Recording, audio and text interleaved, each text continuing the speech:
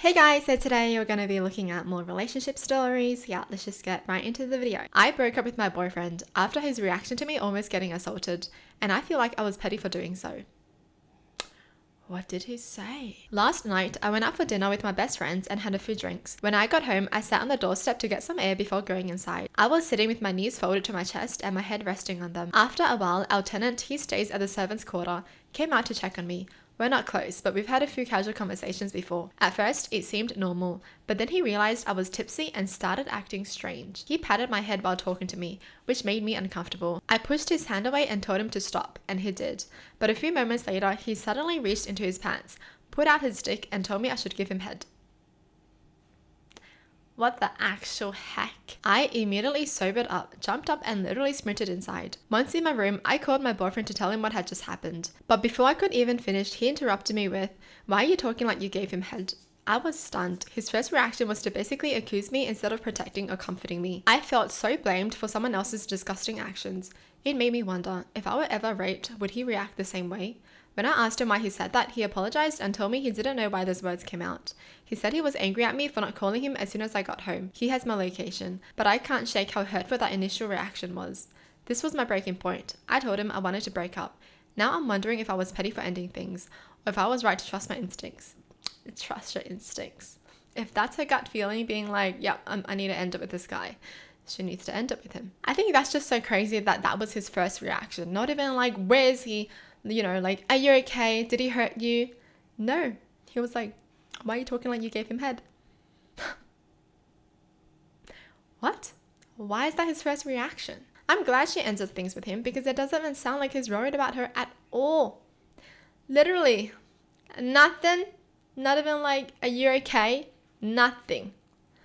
Wow. And then he had the audacity to gaslight her and being like, well, why didn't you call me first? Well, if she called you earlier, it wouldn't have made a difference because that's what you would have said. My boyfriend is not talking to me because I got my nails done. How do I tell him I'm done? I have been in a 1-year relationship with this guy. We met through volunteer work and I liked him since day one. It took 3 years for us to get into a relationship and it was fun at first, but then he became different. He started getting jealous when I wear a casual t-shirt, saying it's way too much skin for his liking and that I should start dressing more modestly. He tried talking me into wearing only long sleeves and long pants.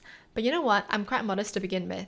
I wear half sleeves and skirts below the knees, and that is my idea of modest. I'm not religious, I just live in a third world country. I don't think there's anything wrong with what he believes modesty means, but it obviously doesn't apply to me and I couldn't withstand the pressure, so I just told him to let me be. I showed him a picture of my nails after I got them done later that day, and he told me to get them removed because I was being a bad person by having them done. He has certain beliefs, and I'm so tired of getting shamed for doing normal things. Girl, if doing your nails makes you happy, and your boyfriend is trying to take that away from you, leave. How does her doing her nails affect him? What? Like, if he has certain beliefs, then he doesn't have to get his nails done. Right?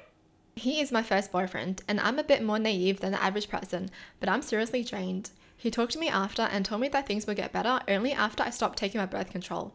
I'm taking it to regulate my periods. He means the hormones are messing with my head. And I told him I didn't like that, and he just gave me the finger, and that was the last time we spoke. Gave her the finger? What the frick? Why are these people in relationships? Why are they staying together? That's my question. Why would you ever want to stay with someone who speaks to you like that? And gives you the finger when he gets mad that he's not getting what he wants? That's not it. Girl deserves better. She can find someone who would pay for her nails. She does not need to stay with someone like this. Come on now. She deserves so much better. She can definitely find someone who will respect her.